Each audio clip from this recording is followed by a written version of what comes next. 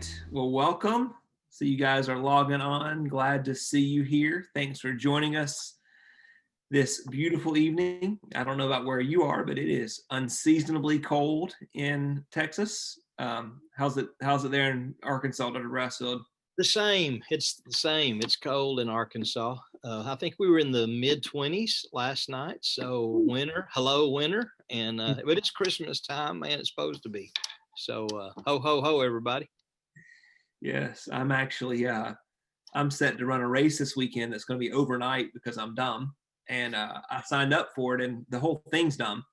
But whenever you consider that uh, it's going to be in the 20s, which you don't expect when you sign up for a race in Texas, you just don't expect that there's a chance that it could be in the 20s. You're thinking 70s, and but here we are.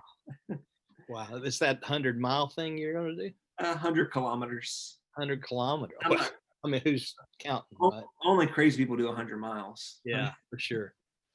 I think Uh, I think crazy people do 100 kilometers too.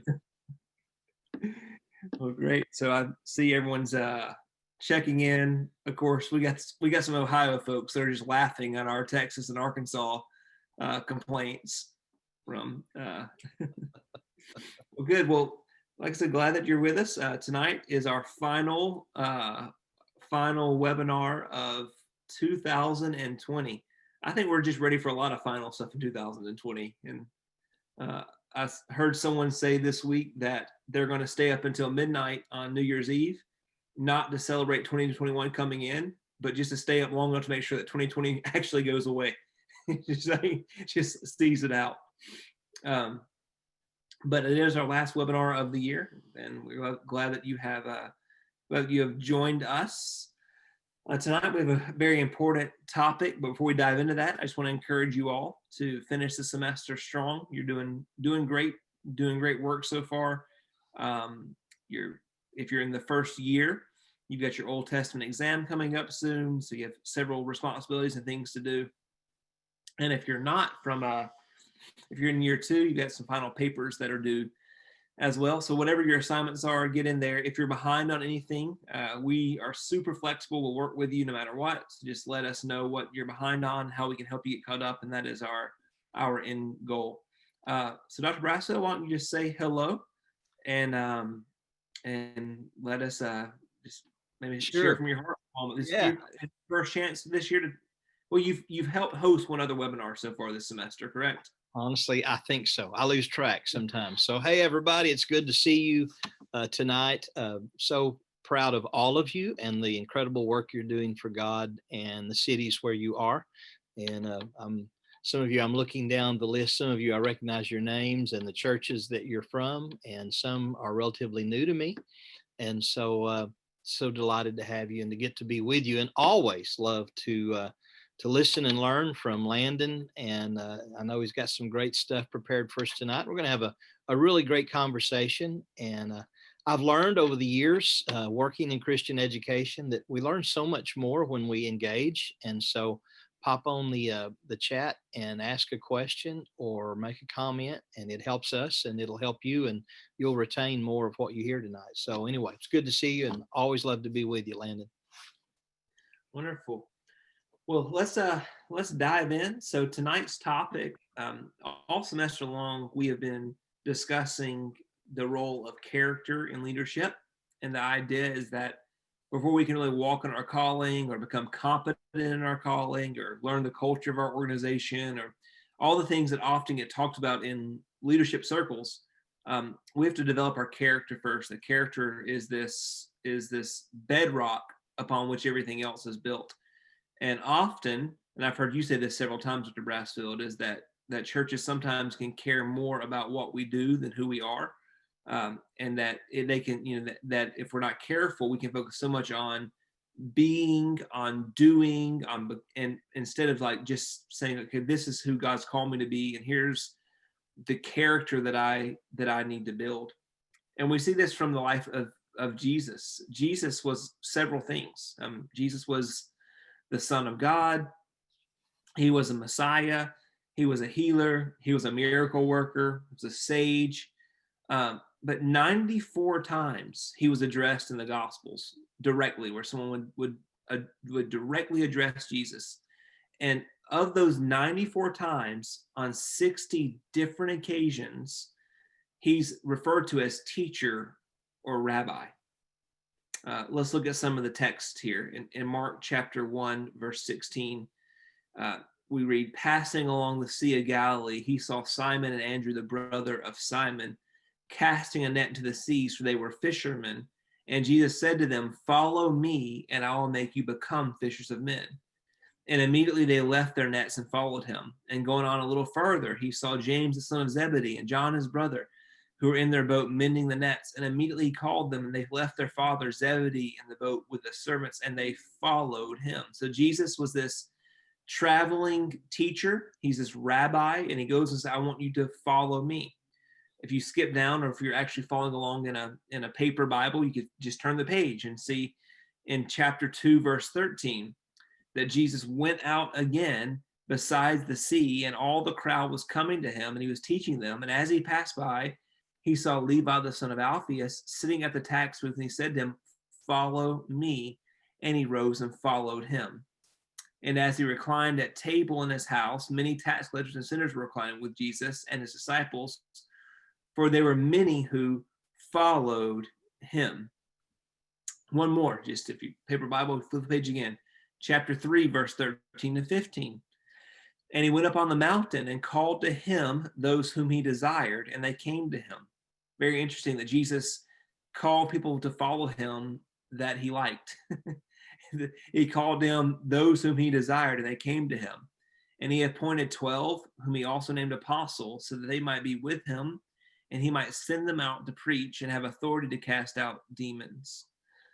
So there's several texts where Jesus calls people to follow him. Jesus' command is come follow me. It's not come learn how to go to heaven when you die. Whenever we first and foremost realize that Jesus was a rabbi, he was a teacher who had pupils or disciples, not necessarily this religious figure who was trying to teach a ethereal wisdom that if you got the wisdom, then you are in the secret club and you get to go to heaven. But instead, he was a teacher who had followers, who had pupils, who had disciples. The word translated disciples comes from the Hebrew word talmidim, and it means disciple or follower or student. But perhaps the best definition that I found, and I owe my thinking here to Pastor John Mark Comer, who pastors Bridgetown Church in Portland, Oregon, but he's helped me think here, and how he describes a disciple is that of an apprentice. And an apprentice is someone following a master, trying to learn and mimic his trade. So we're about to talk more about discipleship, but what I want to preface this entire conversation with is that before you can be an effective leader, you must be an effective disciple. And whenever we put the cart before the horse, whenever we start emphasizing leadership training, and we've never had effective discipleship training, we're in for a whole world of hurt, because God cares more about who you are than what you do. And so often we say, like, well, teach me how to lead a small group, teach me how to do youth ministry, teach me how to lead worship, teach me how to be a pastor. But the hows are fairly insignificant if we aren't first and foremost transformed by the presence and the person of Jesus. So Jesus calls people to follow him. And Dr. Preswell, let me just kind of give you this overview of what discipleship meant to Jesus in his first century context, and then we'll open up for a little back and forth here. I know you have some great things to say. But Jesus was not the first rabbi, and he wasn't the first person to have disciples. Hillel, which is another famous Jewish rabbi before Jesus, had disciples.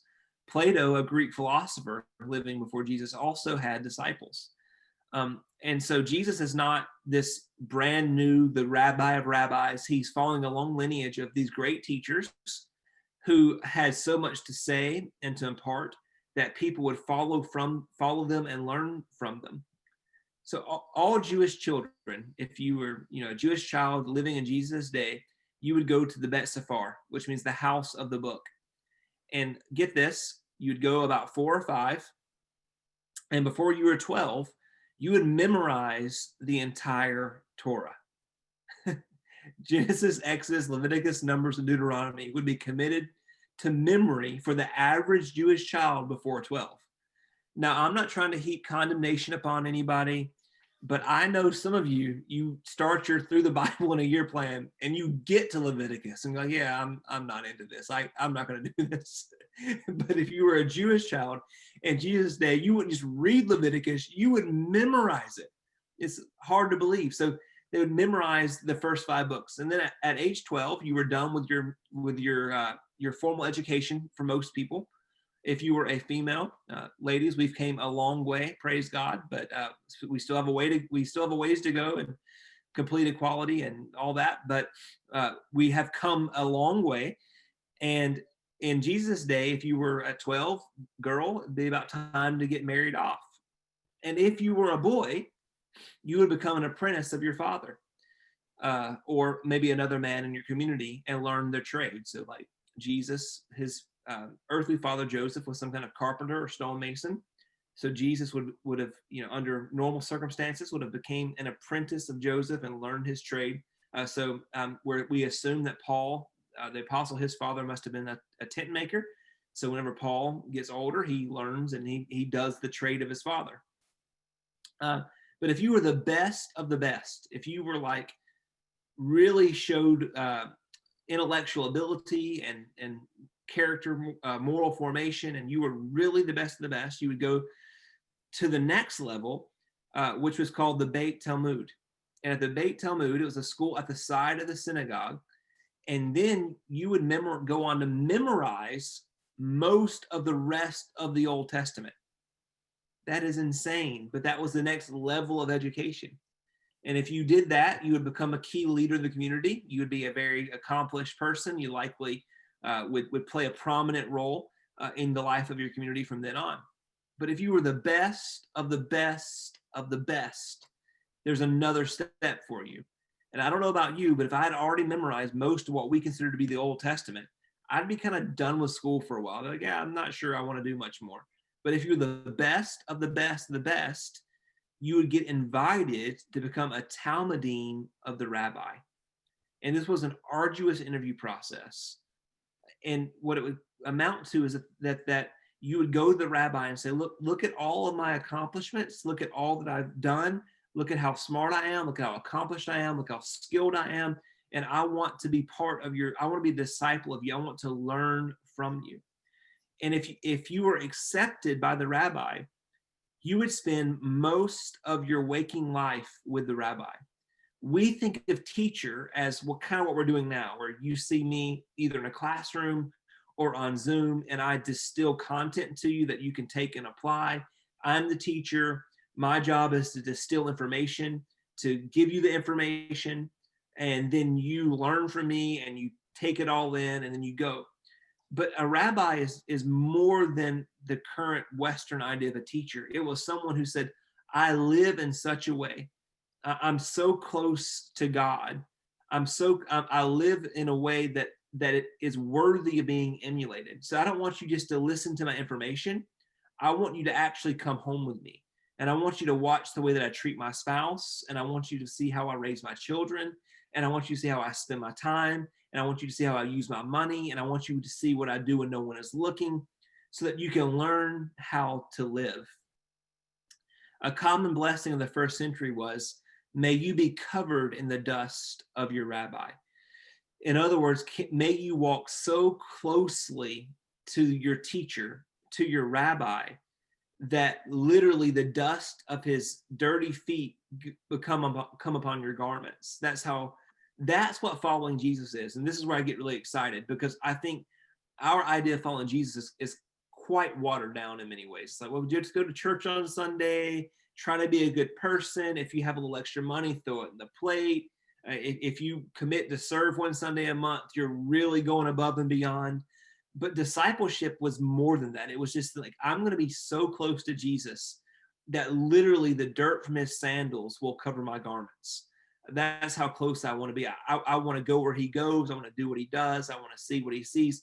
I want to live that close. So whenever Jesus is called rabbi, 60 of the 90 times that he's addressed in the Gospels, the idea is that he's this religious teacher, not just giving information, but that calls us to walk so closely to him that his dust gets on us. Wow. Tremendous stuff. And honestly, I think it's something that we all, whether we know and understand it or not, should emulate.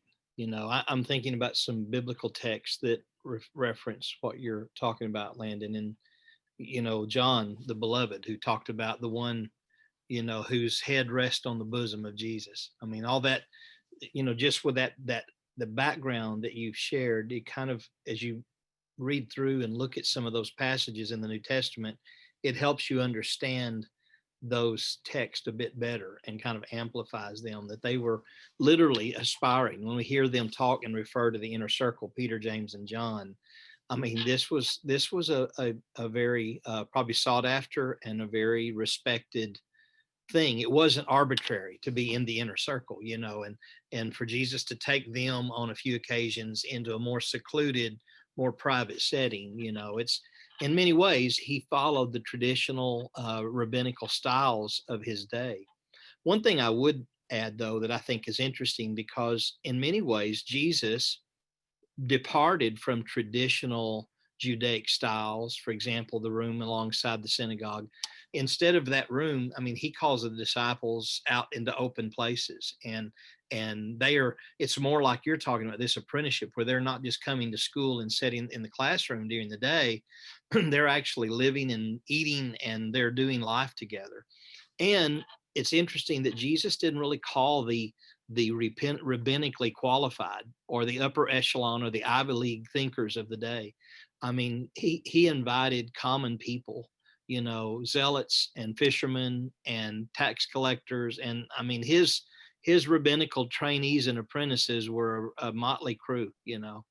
But I think Jesus was a and I say this carefully, Jesus was a populist leader. Jesus was a man of the people, and he didn't divorce himself completely from the styles and traditions of how it was done culturally in the Jewish milieu, but he didn't feel obliged in any way to be bound by it or conform to it. And so they were definitely disciples, and they were this inner circle group, this 12, and then even the three beyond that.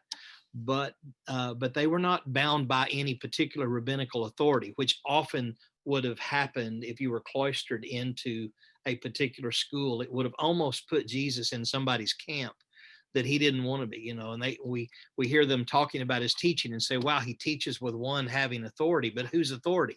Well, Jesus was the authority. He was actually the word that became flesh. And so we see all these parallels, but yet some real interesting contrast of how Jesus did it. And one other thing I'd say, just kind of in response, is you were talking about not being just a decision. I mean, I think we have a lot of decisions, but Jesus is calling us to be disciples. If any man come after me, let him deny himself, pick up his cross, and follow me.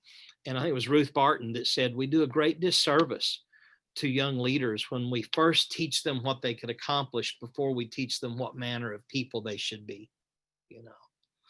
And so, just to kind of reiterate and kind of jump off of all the things you've said, spiritual formation is the reason. I mean, that's the reason that most seminaries and Christian universities start at that level, because before you need facts, figures, data, and techniques, you need to learn how to assume the posture of a student and the posture of a disciple. The prophet of the Old Testament said, give me the tongue of the learned, or help me to speak the language of a disciple. Help me be so close to you that I use the same words and phrases, and I catch myself saying things that I heard you say, and I think that's where all of great discipleship starts. Right.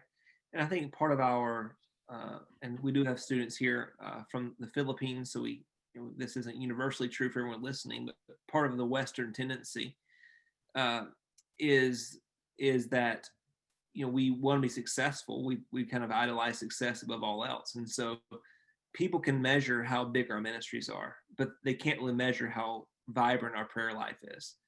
Right. And so, because of our cultural standards and norms, it's easy to place some kind of visible success above the more private disciplines that underpin true success. So I think that's where Jesus is. So before the disciples will eventually, we'll get there in a moment, they'll eventually go on and do what Jesus did. But Jesus didn't come to them and say, "Hey, come to me and I'll show you how to grow a big ministry," or "Come to me and I'll show you how to go to heaven when you die," or "Come to." He simply said, "Follow me." In other words, just spend time with me, pray, fast, spend time in solitude, silence with me. Just do what I do, and if you do what I do, then eventually you'll be what I am. Wow. And that's the initial call, and so that's essentially what it means to be an apprentice to Jesus. Lane, if I could just jump in and say one more thing, I think it's also interesting for us to create a distinction between the ministry of Jesus to the masses and the process of Jesus to the few. The ministry to the masses, he was moved with compassion for the people. He healed the sick. He fed them. He met their needs. He was certainly engaged in an effective ministry. So it's not like he was against larger crowds or larger impactful social ministry.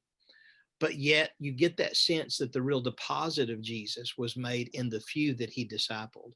And I wonder, how at the end, in terms of how God evaluates our ministries, if the metric that God uses will be a whole lot more about the few that became disciples than the masses that were ministered to. Mm. And one of the texts that we alluded to earlier, and throughout the Gospels, we see that Jesus consistently contrasted the crowd and the disciples. And this is a literary device that the gospel writers use, and so it's used to draw a parallel, and then to bring the reader to a choice. So you and I, reading all these years later, we get to decide. There were three primary categories in the disciple. There were his critics, there were the crowds, and there were the disciples. So are we going to be like the Pharisees, the Sadducees, scoffing at Jesus? And there's another great teaching there that I think there are many religious people in our world today who are like the Pharisees, who constantly look at the way of Jesus and go, "No, you need more rules." And then there are the Sadducees, or the theological liberals, who look at Jesus and scoff at, "You can't really believe that stuff. It's the 21st century." Yeah. So there are a lot of good ways to be a critic of the way of Jesus now. But I think our biggest threat for those that are on the call today is to just settle for being part of the crowd. There will always be a crowd interested in some aspects of Jesus' ministry and teaching. People that like the things he has to say, that like the things he has to offer, that like the weekly rhythm of attending church on Sunday. They like a lot of it. But disciples or apprentices, they follow Jesus even when the crowds return to the comforts of their everyday lives. And so our churches are full of people, and God loved them. We want them there. That's why we exist, is to turn the crowd to disciples. So this isn't a derogatory sense whatsoever. But I'm afraid there are many people that are aspiring to leadership that in many ways have settled for just being part of the crowd. They're saying, "Yeah, I like the Sunday part. I like this part of it, but I really don't do the work of following him throughout the week." And it's a big part of what Jesus is saying. In the Sermon on the Mount, Jesus does something very interesting. Literary critics, or those who study the Bible from like a literary perspective, they recognize this as what's called an inclusio, which is this bracket where you say one thing, and every good sermon is an inclusio. You say something at the beginning, you fill it out in the middle, and then you say the same thing at the end. And what you say at the beginning and what you say at the end is all connected. And well, this is basically what the sermon was about. So in Matthew chapter 5, verse 19, Jesus says this: "Therefore, anyone who sets aside one of the least of these commands and teaches others accordingly will be called least in the kingdom of heaven. But whoever practices and teaches these commands will be called great in the kingdom of heaven." So it's not whoever believes these commands. It's not whoever tweets these commands. It's not whoever changes churches because they don't like one of the commands. But whoever puts these commands into practice, they will be called great in the kingdom of heaven. That's how he starts the greatest sermon ever preached, Matthew 5-7. Jesus starts it by saying, that's what it's practically about. It's whoever practices these commands. And then as he wraps up the sermon, he says this: "Everyone who hears these words of mine and puts them into practice is like a wise man who built his house on the rock. The rain came down, the streams rose, the winds blew and beat against the house, yet it did not fall because it had its foundation on the rock. But everyone who hears these words of mine and does not put them into practice is like a foolish man who built his house on the sand. The rain came down, the streams rose, the winds blew and beat against that house, and it fell with a great crash. So discipleship really isn't about believing, it's about doing, and it's about following, and it's about practicing. And I love the word practice because the word practice assumes that you're not going to get it right. And if you read the rest of the Sermon on the Mount, Jesus knows we're going to get it wrong. He knows that we're going to be tempted to lust and tempted to kill and tempted to commit adultery and tempted to lie and if you read it, he knows that even as disciples we are going to be fighting these battles, and that it's a practice that over time we're not going to be perfect. We are going to become more like him. And so discipleship is going to take a lifetime of practice. You're not going to get it right instantly. You're going to try and fail, but it's really about you following Jesus, learning from him, living like him, doing what he does, and putting into practice the things that he practices. And that is a core of discipleship, not really about belief, but about transformed behavior. Beautiful. Absolutely. When we are practicing, and everything that we do that we get good at, we practice at it, and I think over the years, something about, and again, I reflect back on the Western mindset, but something about the Western mindset, maybe it's innate pride or whatever, is that sense that, okay, from day one, I need to be the authority on everything, and I would just encourage those who are aspiring to discipleship here on the webinar tonight.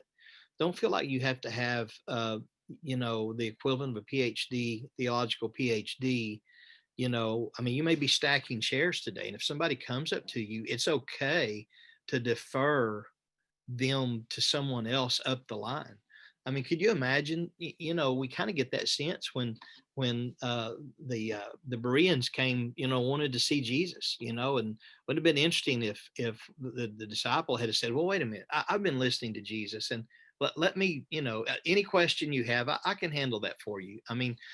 I think one of the keys to discipleship is that posture. I think, where does it begin? All the wonderful things you've said, how does it begin in the life of a person? Is it something I learn, or of course, all that's part of it. But I think it's first a posture you assume, a position that you see yourself, where you see yourself as a servant, you see yourself as a student, and you assume that posture, and then you allow, it's fine to echo, and we all parrot things that we hear and that we've learned. That's how it works. But there's a time for that. And you were talking about the process. There was a Hebrew phrase that they used when someone reached 30 years old and had gone through that process that you mentioned, and that was like the position of authority, and that came at about 30 years old. So even Jesus, he followed that, pretty much that pattern that you laid out, in terms of first learning the Torah, and then eventually learning the scripture, and then a trade. He became a carpenter. He was trained by his father, and and then was in preparation and silence, and then we see him with John the Baptist, and he's learning and he's developing, and then at 30 years old he launched his ministry. So I guess what I'm taking away from that and saying is no matter how great your call, there's a time and a place for every process. And to submit and assume the right posture in that process is a lot of what it takes to be successful in moving from one to the other. Very good. Very good. So there are, as we're going to kind of wrap up here, and this is really the meat of where we're going, there are 3 principles of following Jesus, the things that he asked his disciples to do.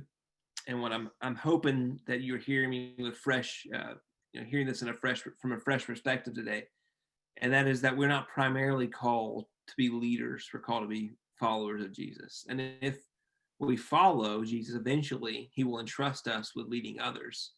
But leadership is not really the goal. discipleship's the goal, and then if we're lucky, he will entrust us with leadership. And so I think that's the key here is we want to do these three things. The first principle of following Jesus is to be with Jesus. This is what Jesus said, I want you to do. I want you to follow me. I want you to go where I go. I'm gonna go and do some miracles, and I want you to be there. I'm gonna go out in the wilderness and do absolutely nothing, and I want you to be there. I'm gonna go to a wedding of someone you don't know, but I still expect you to tag along and to be there. Uh, I'm gonna go to the house of tax collectors and sinners and have dinner, and I want you to be there. So the first part of being a disciple is just learning to be with Jesus. And there's a constant awareness of and connection to him, a constant awareness of and connection to the Holy Spirit. It's spending that time in the morning or in the evening in worship and in prayer with no intended outcome of there's no am I going to sermon out of this, or am I going to get some kind of revelation that I can put on Facebook and prove to everyone that I'm a prophet. There's nothing else to it. It's just this moment of being with him. And if you are married, you know about those moments with your spouse. So it's just important that sometimes no objective, no end goal, no outcome, but just to spend the time. And so the disciples, the first thing they had to do, Jesus said, I want you to follow me. And if you follow me, I have a task. Eventually you'll be fishers of men. But that's not the first part. It's I want you to follow me. The best part of following Jesus is Jesus himself. And if you aren't a big fan of spending time with Jesus, then you really need to evaluate why you're even doing what you're doing.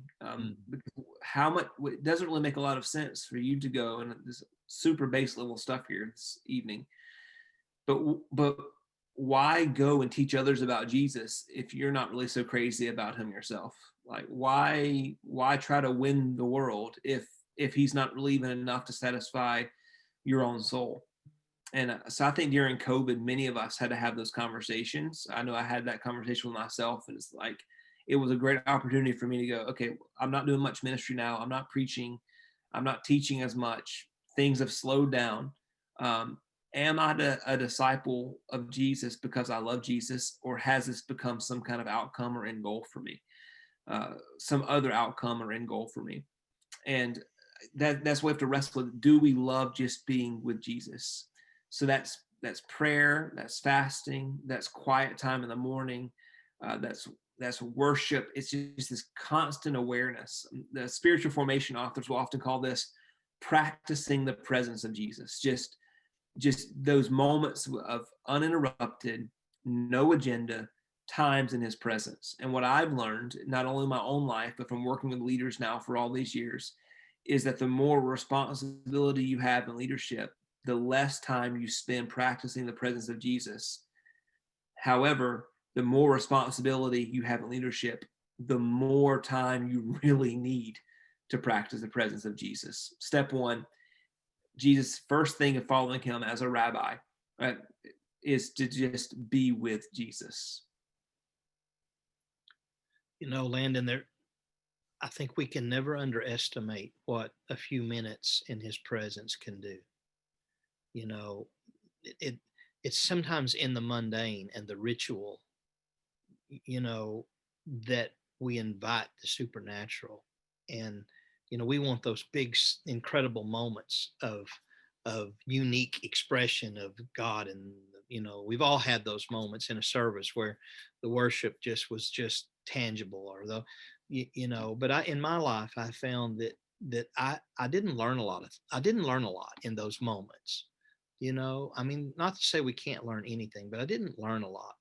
The truth is, it was in those repetitive moments, the Bible in 1 year, a daily reading, journaling a prayer, and taking a moment to just breathe in that rarefied air of his presence, that there's something that happens in us. There's a recircuiting, and there's a deployment. There are things in me that are pushed aside, and things that were dormant in me are latent that are brought to out of the shadows into that forefront. The divine spark is lit and fire turned up. And yeah, I mean, I just don't think there's any substitute for just that time with Jesus. And I think he knew it. That's why when we read the Gospels, it's like not a chronological this day and at 9 a.m. with this and that. I mean, we get a lot of the high points, but over 3.5 years of ministry, there's a lot of stuff that's not mentioned there that were no doubt those quiet desert moments that you mentioned that he was just being with the disciples, and they were talking about normal everyday things and maybe deep things, just the smorgasbord of things he had to say, till literally he got inside of them. That's what happens when you spend enough time with Jesus, is Jesus gets inside of you. That's a great way to put it, that Jesus gets inside of you. And I'm not satisfied with where I am. I'll tell you that right now.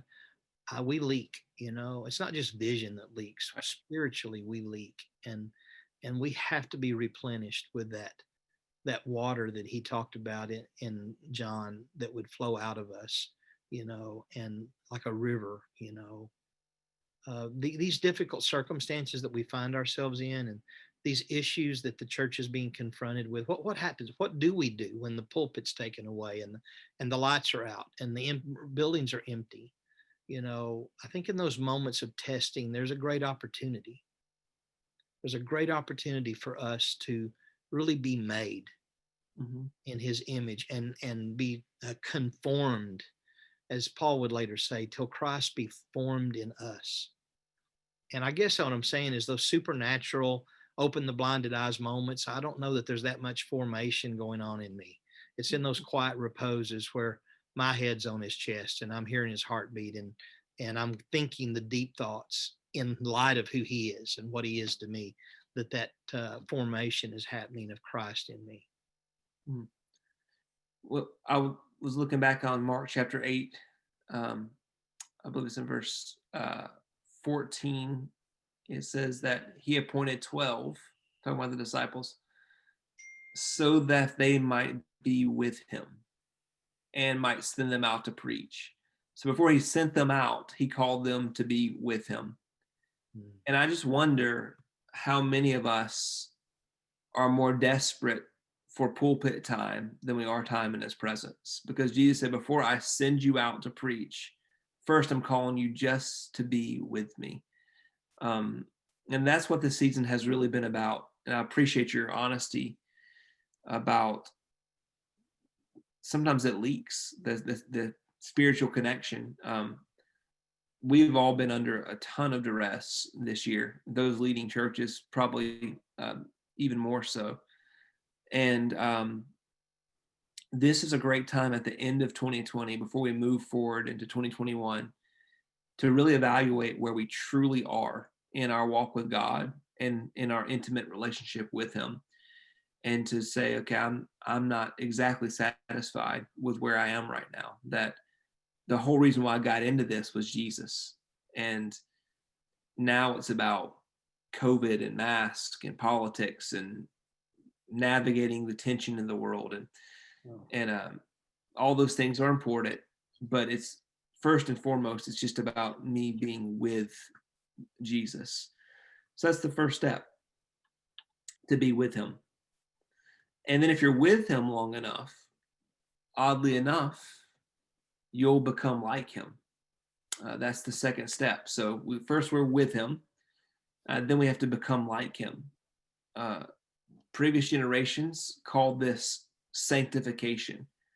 That was the big word for a while. Today, common lingo is spiritual formation, but the idea is still the same, that you are increasingly being made in his image. This is not like a behavior modification, it's inward transformation. And so it's the more you're with him, the more like him you become. And this is true in any human relationship, that the more time you spend with someone, the more your characteristics and your traits end up lined up. I got some really good news the other day, and that is that science has shown that the longer you're with your spouse, you start to look like them. And since my wife's absolutely gorgeous, I think that's really good news for me that eventually, Oh, there's hope. eventually there's hope. um, but the more time you spend with Jesus, the more you become like him. And so you begin to do the things that he did. You begin to your character shape into his character. So we're first and foremost, we're with him. We don't want anything out of it. There's no outcome. There's no end goal. It's spending time with him. But then it's this becoming like him, this taking on his character as our own. Yeah, I think it's learning to think the thoughts of Jesus. I mean, that's a big statement, and it's not natural. You know, that's where really, to me, the supernatural really becomes prominent and showcased, is when my thoughts are more like Jesus than my own. Where I know that, hey, if it was up to me in that situation, I would have done this. But my first thought would have been something that you might have expected Jesus to think. I mean, that's the thoughts of Jesus, I think, is one of the great benefits of time with him, is learning to think like him. You know, it's kind of interesting because I'm preparing to preach this Sunday on a lot of what's going on, a lot of the social upheaval, a lot of the conflict, and as I began to think about it, I thought, okay, I want a glimpse into the thoughts of Jesus on this subject, and so I went. You know, just kind of came to me. I went to John chapter 17. It's like they were facing, you know, the crucifixion. They were facing incredible persecution. There was incredible pressure on this fledgling movement that we would call the church. And Jesus prayed for them. How did Jesus pray? Like, okay, in that situation, what did Jesus pray for? Like when he's like, man, they're going into this incredible thing. I need to pray for them. And that's what I'm talking about. It wasn't what I would have expected. You know, when I broke it down, there are three essences of what he was saying. You know, number one, that he would be glorified with the Father. You know, the key to redemption always is the exaltation of Jesus. He knew there was no salvation apart from being lifted up. And then that they would be sanctified by the truth of his word. And then that they would be unified. You know, I thought how striking it was in his prayer. There was nothing about world evangelism. There was nothing about, I mean, he was going to send them into the world. He mentioned that, but it wasn't the emphasis. It wasn't about church building.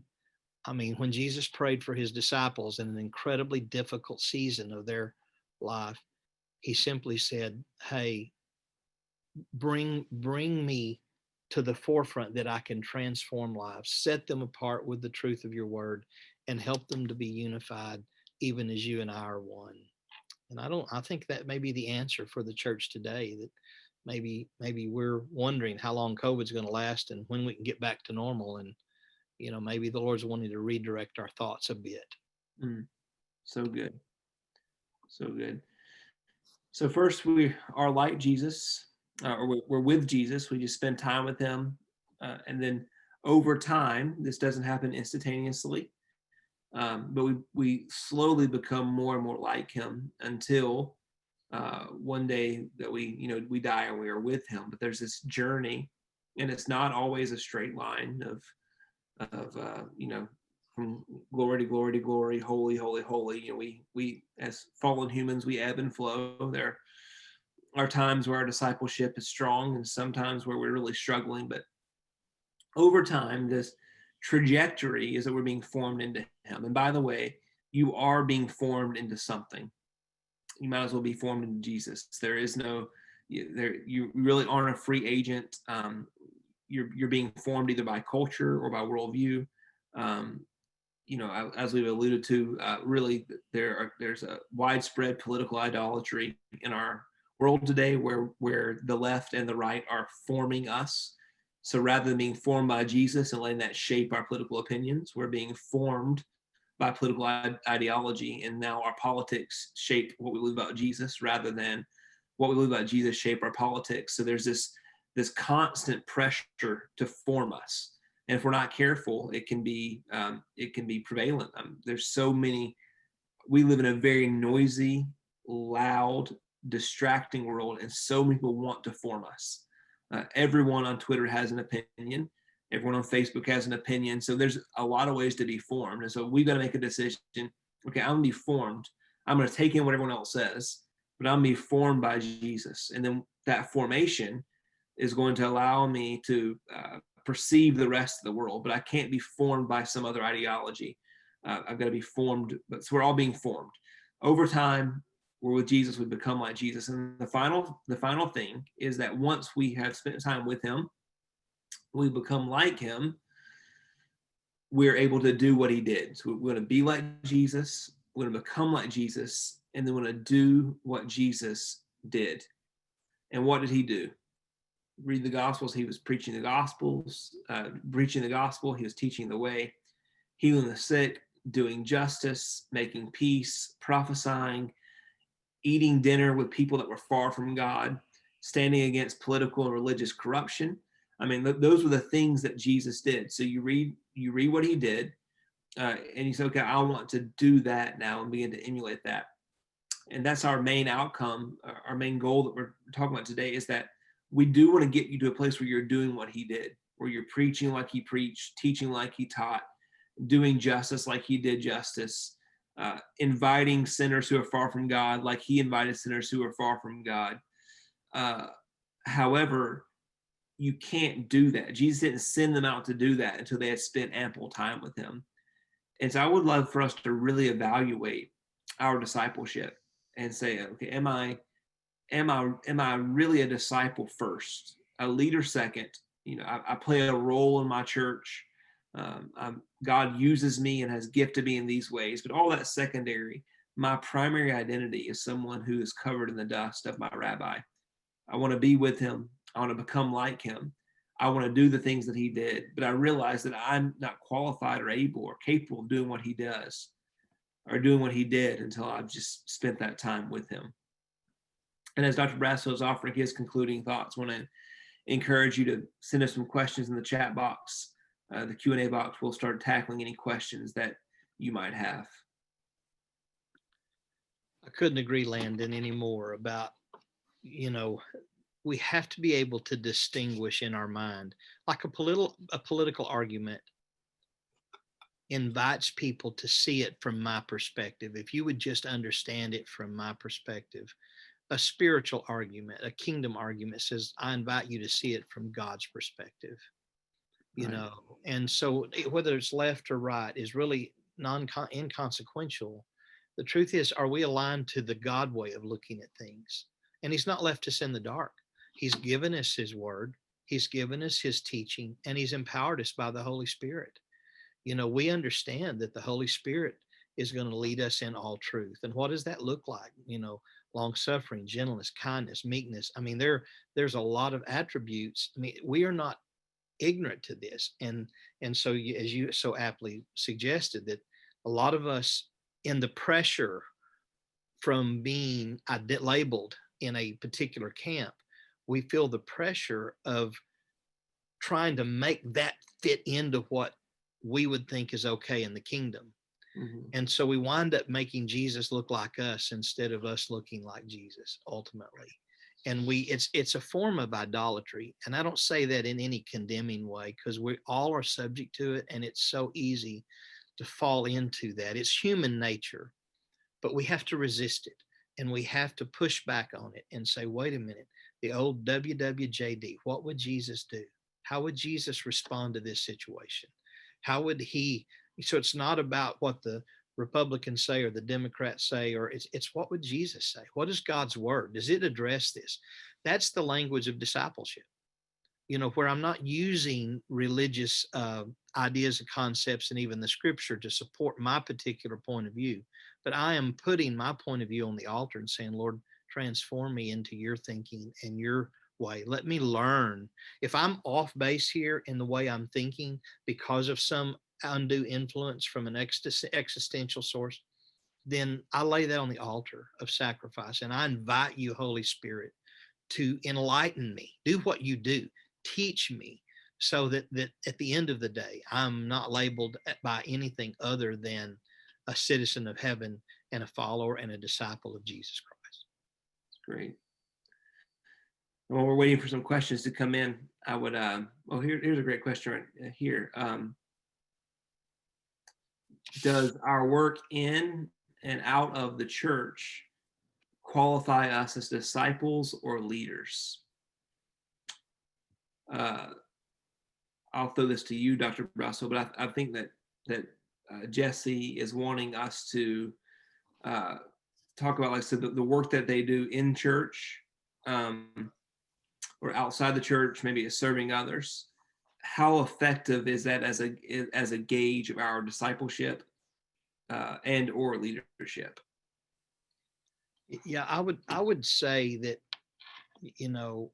I don't know that I can adequately answer that question, because I know that there are duties and tasks that need to be done. It's like a family. Somebody washes the dishes, somebody sets the table, somebody fixes the food. When we come together in church, someone may greet at the door, someone's their function, some lead the worship team.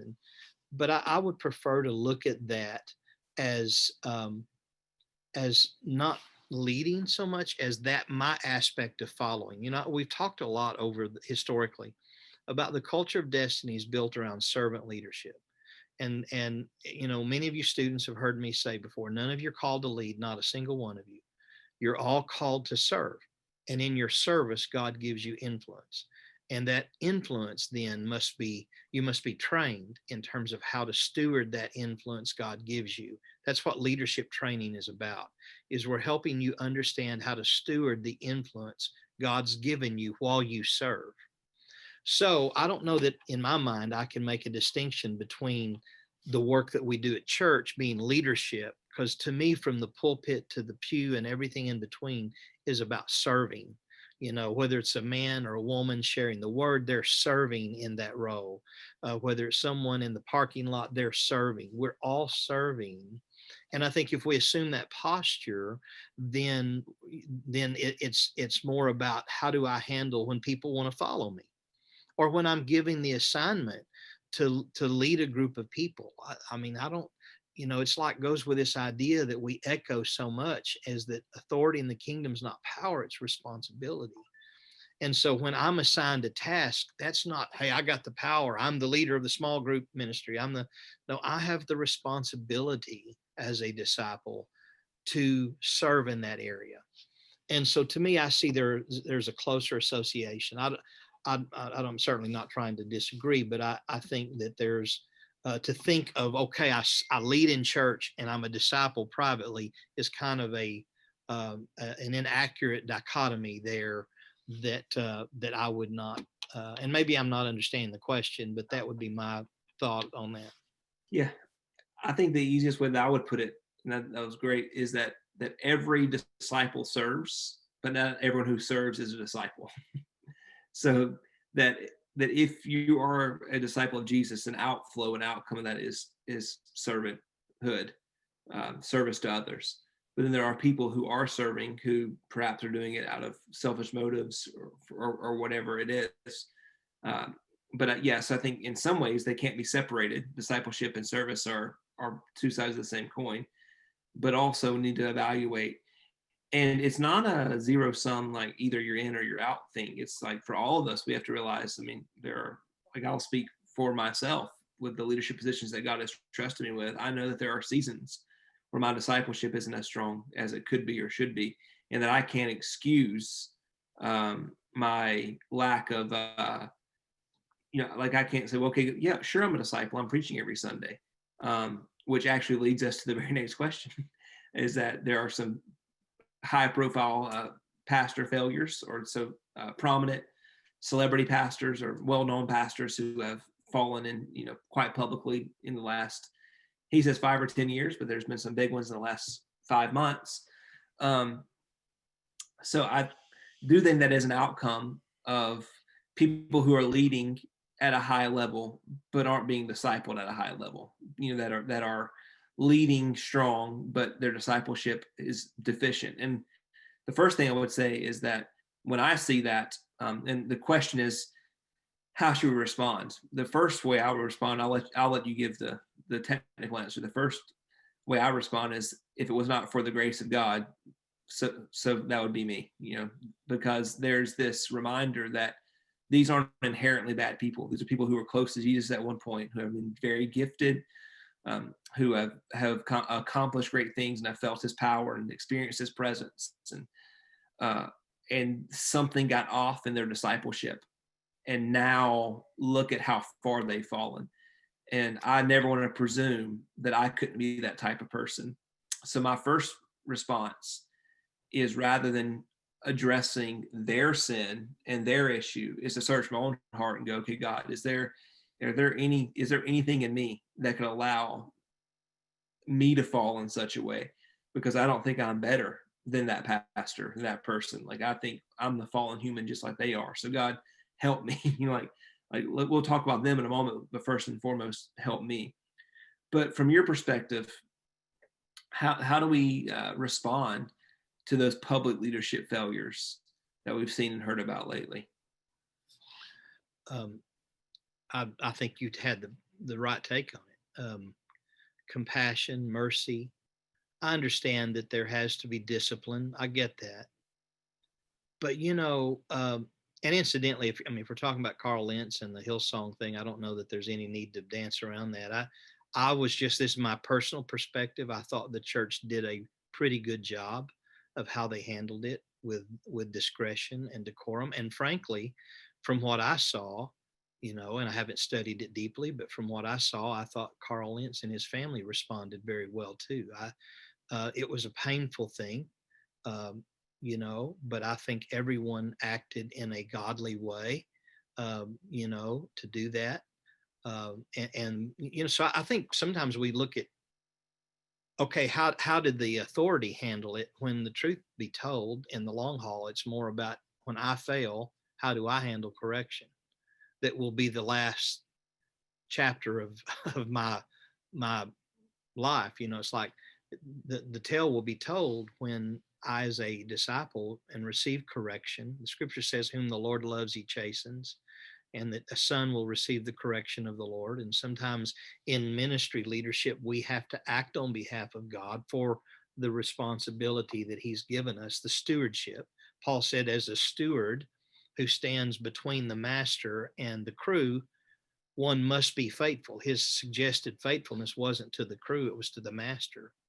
And he was using that illusion that a slave who is the steward of the house stands under penalty of death if he doesn't fulfill the will. So there is this tension, this balance that I think we have to find. But I think one last thing I would say about that is, correction in God's kingdom should always be remedial. We think about punishment. It's punitive. It's punishment. You did this and now you've got to pay. That's the world's way.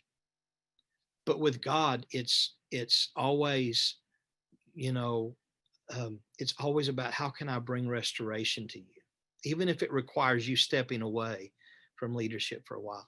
You've all seen that quote. I read it the other day that, the religion says, oh, I blew it. I got to hide it from my dad. Relationship says, oh, I blew it. I got to go tell my dad, and I would hope that we would have that kind of posture with our people and the teams and staffs that we work with, that they feel safe when they fail, that they're going to find grace, compassion, and an opportunity to find restoration, and that the failure won't dog them all their life. Mm-hmm. I think that's the issue, and one last thing, like, that's a sermon closing. So the number two last thing that I would say about that is, you don't fail much worse than worse than Peter failed in denying Jesus.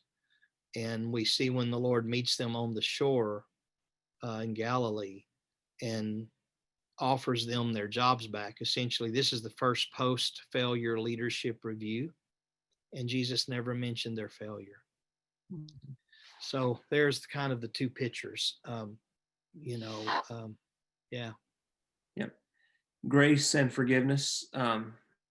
But I also know you're a big fan of the German theologian Dietrich Bonhoeffer, who spoke a lot about cheap grace. He did. I think particularly when there's a victim involved, so whenever someone uses their power to victimize someone else, the role of the church is to restore the offender, but its first role is to protect and defend the victimized, the one that was offended. So I think maybe this, you mentioned the situation with Hillsong. I'm not sure all the details there, but in the past, whenever there's been a leader that has used his power to violate or abuse someone, our first offense is to go to that one that has been offended or the one that has been victimized, and seek their healing and restoration. And I think one thing we have to be careful of is that while we're offering grace to the offender, that we're not doing so in a way that's like, okay, well, you're really talented, so we just need to get this behind you and get you back on stage as quickly as possible.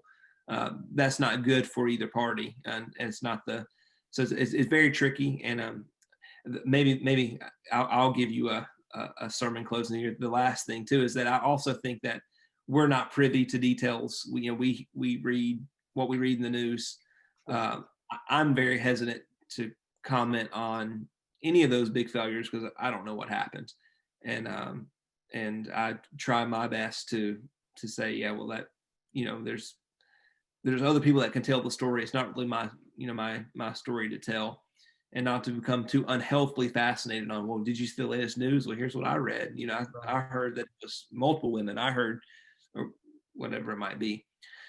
Landon, when you, part of what I do is cover some ministries. We call it covering. It's not cover up. Right. There's a distinction that has to be made. Covering is used in the idea of nurturing, guarding, protecting, but it should not imply covering up, and I think that's an important point that needs to be made. Great. Let's keep in the same vein, and we'll move maybe a little more quickly here because we're running out of time. So if you're looking at someone for a leadership role, and do you choose someone with poor devotion life but great work ethic, or a great devotion life but poor work ethic? I would choose the person who is most teachable, because both of those things can be taught. I mean, if someone really loves God but they're just kind of lackadaisical in their discipleship, we can teach them that. If someone really loves God but they're lazy, we can teach them that. So you really need both to be successful. I mean, obviously, discipleship's a higher priority to me than the ability to get things done. But for a leader, you really need both. And I would choose whichever one I thought that whoever seemed to be most teachable.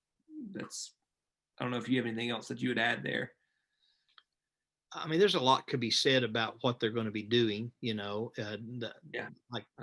how spiritual the job is, it's like, but you're right. I mean, at the end of the day, give me a heart that's pliable and workable, and you can teach them anything. Right. Right. Great. And so let's look at one now. Fasting. Why is it important? How does it help us to get closer to Jesus? Do you have any personal examples of how fasting's drawn you closer to Jesus? Well, I'm not a purveyor, as you can probably look at the video and say that he's not an expert in that area. But I do practice those things, and it's part of the regimen. I think anything that we do that denies the flesh silences the voice. To me, the value of fasting is it silences the full voice of the flesh that often drowns out the voice of the Spirit. I mean, that's ultimately what I'm trying to do when I push the plate away, or anything that I do that denies the flesh. I'm trying to amplify the voice of God, clarify, and reduce the voice of the appetites of my flesh. Yeah.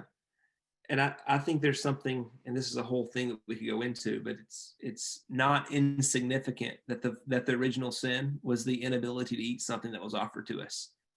That's just this from the time that man has been on earth. It's our fleshly desires have often won out. So Adam and Eve had a choice. Do we do what our spirit desires, or do what our flesh desires? And they chose the flesh. And then you fast forward where Jesus is in the wilderness being tempted of the devil. He is faced with very similar temptation of like, well, just, I know you're fasting, but just eat this bread, command the stone to become bread. And he overcame and succeeded where Adam and Eve failed.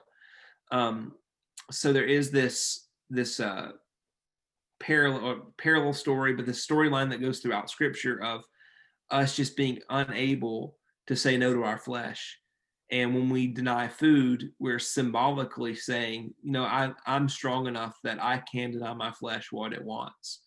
And I have a whole teaching, Zach, that on fasting that maybe I can share with you sometime that I've recently put together on kind of why we do it. But yeah, Dr. Russell's completely right. It's all about starving the flesh so we can feed the spirit. And it really helps us to tangibly deny ourselves so that we can convince ourselves that we're strong enough to say no to the flesh in other ways. Landon, I was listening to a lecture today on by a psychologist on self-talk and thought, and I have no idea if this evidence is true or there's empirical data. He seemed to think there was, that when we are left to ourselves, our self-talk tends to be negative, and so if that's true, if most of my meditation needs to be corrected because it tends by nature to be, oh, you never do it right, identifying all the problems, everything that you failed to do, fasting and any of the disciplines of the flesh tends to silence that voice. And sometimes I just need Phil Brassfield, my thoughts to be, okay, you need to shut up. And I need to hear Jesus' thoughts, and so I think that's one thing that fasting and those disciplines in general do when we're denying the flesh, whatever particular medium it is. It says to the flesh, shut up. Now you've talked enough. You need to be quiet, and you need to be, you need to be shackled and put in the corner so that the spiritual man in me can stand up and be nourished. And if I can ask something really practical too, is that so the way that people in Jesus' day fasted generally was sun up to sundown for maybe 3 days. There are times where you would do a complete only water fast. Moses, Elijah, and Jesus did. So Moses represents the law, Elijah, the prophets. So there's something that's happening that God's trying to show us, that all the major figures of biblical eras all did this.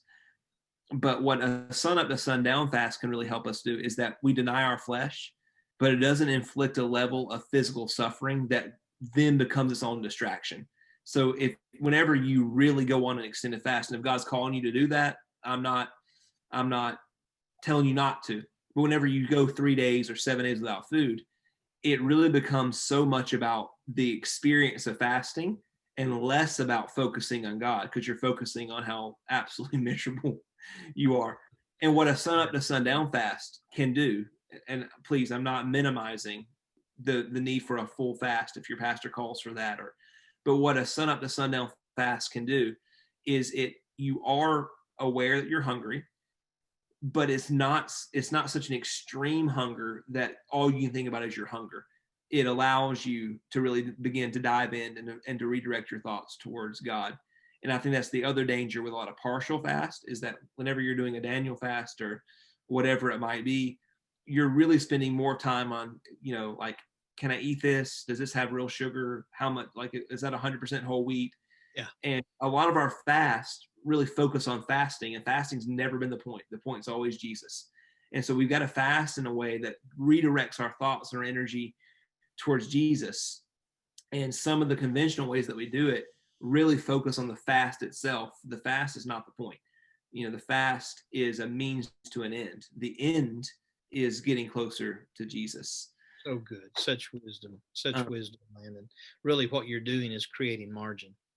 God's always met his people in the margin. And I think fasting, or again, anything that we do that disciplines the flesh, creates margin. And that's all we're doing. It's just creating space.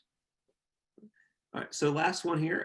Let's talk about Bible reading and prayer time, how we balance those. So that's I think there's probably, based on your personality, you're going to have a preference of I know that I wake up most mornings anxious to study the Bible.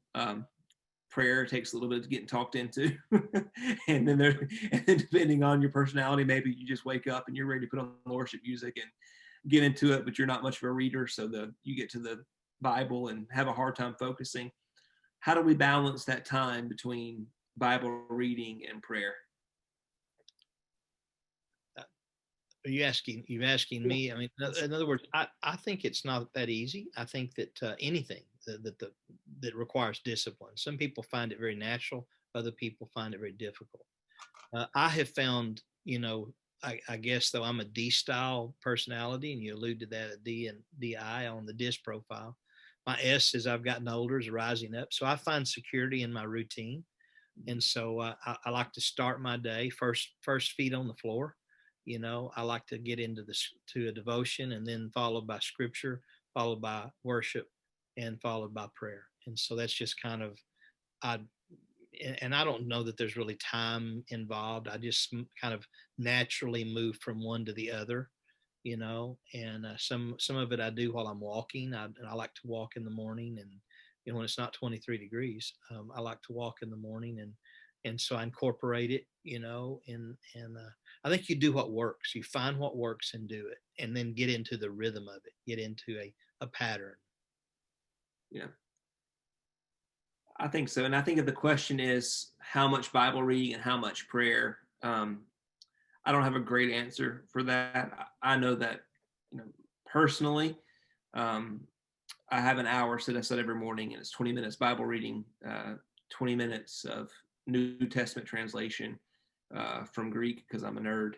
And then, and it really helps me to just sit in the text, which is something else we might talk about sometime soon. It's obviously not everyone's translating from the Greek, but that's my way of like just going very slow and sitting in a passage. And then I have 20 minutes of prayer. So I think that's a great way of dividing it up, but there's no right or wrong answer there. I think ultimately where we want to get is to a place where you're not having to say, how much can I balance? Paul says we pray without ceasing. Jesus prayed throughout the day. Prayer is an ongoing conversation between you and God. So I think that maybe a disciplined, I need discipline, because if I don't have a discipline, then I won't do it. That's the way I'm wired. So, okay, I do this every morning for this amount of time, but my prayer life, when it's at its strongest, is whenever it's not just allocated to those few minutes I've set aside in the morning. It's an ongoing conversation throughout the day. And so it's sort of like if you're married saying, well, how often should I talk to my spouse? If you're having to put a time limit on it, then you're probably not in the healthiest place. But if the relationship's healthy, then you just find this ongoing conversation happening. It's a text message throughout the day. It's how are you doing? It's a few minutes after the kids go to sleep. It's just this part of your, not what I have to do, but you want to do it. So well said. It's a dynamic relationship. Right. It's a dynamic relationship. Your relationship with the word and with communing with your master should be a dynamic relationship. So, say, okay, I'm gonna do it 20 minutes. I'd sound the same way, but the truth is, often that regiment just is a runway. Right. Right. Very good. Well, thank you, Dr. Brassfield. I think tonight was great. And yeah, a lot of fun to be with you guys. I don't do it as much as I'd like to, but it sure is a pleasure to do it. And thanks, Landon, for the invite. Students, thank you all for logging on. If you have any questions, be sure to let us know. If you had some questions in the chat box, I will maybe try to answer them there before I log out.